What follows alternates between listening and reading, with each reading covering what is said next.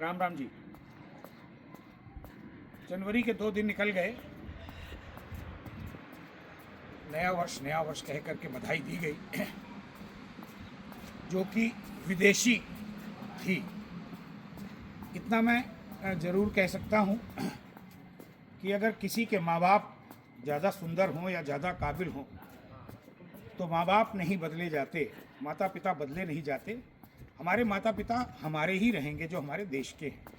इसलिए हमें प्रयास करना चाहिए कि हम अपने माता पिता को ध्यान में रखें, याद रखें।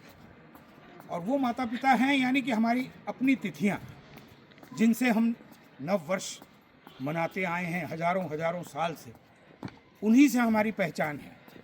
उस पहचान को हम जिंदा रखें, ये बहुत महत्वपूर्ण है। और उसके लिए ज़रूरी है कि हमें अपनी हिंदी तिथि, अपनी सनातन, अपने भारत की तिथि की जानकारी हो, जो संभवतः युवाओं को तो बिल्कुल नहीं है।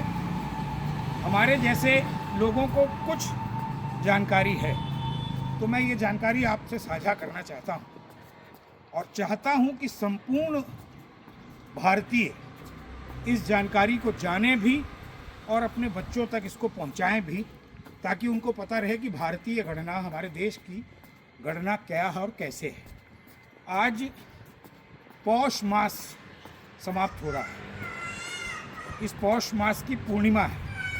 2 पक्ष होते हैं इसमें, कृष्ण पक्ष और शुक्ल पक्ष। तो आज पौष मास समाप्त हो गया। कल से शुरू होगा माघ। माघ का महीना यानी मकर संक्रांति का महीना याददाश्त के लिए, सबके लिए उचित रहेगा। माघ के बाद आएगा फागुन। फागुन का महीना यानी होली वाला उत्सव, होली का महीना। और फागुन के बाद आएगा चैत्र महीना, यानी आपके नव वर्ष का महीना, भारतीय नव वर्ष का महीना। और चैत्र शुक्ल प्रतिपदा यानी कि चैत्र महीने की शुक्ल पक्ष की जो पहली तिथि होगी, उस दिन आपके नवरात्र शुरू होंगे और आपका नया वर्ष शुरू होगा। कैलेंडर के हिसाब से 19 मार्च है, याद रखिएगा। जो फूल आपने इस अंग्रेजी नव वर्ष पर, कैलेंडर वर्ष पर दिए हैं, जो बधाइयाँ आपने इस कैलेंडर वर्ष पे दी हैं, उससे बढ़ के बधाई अपने नव वर्ष पे दीजिएगा। ये मेरा आपसे आग्रह है। ऐसा करके आप स्वयं को गौरवान्वित महसूस करेंगे।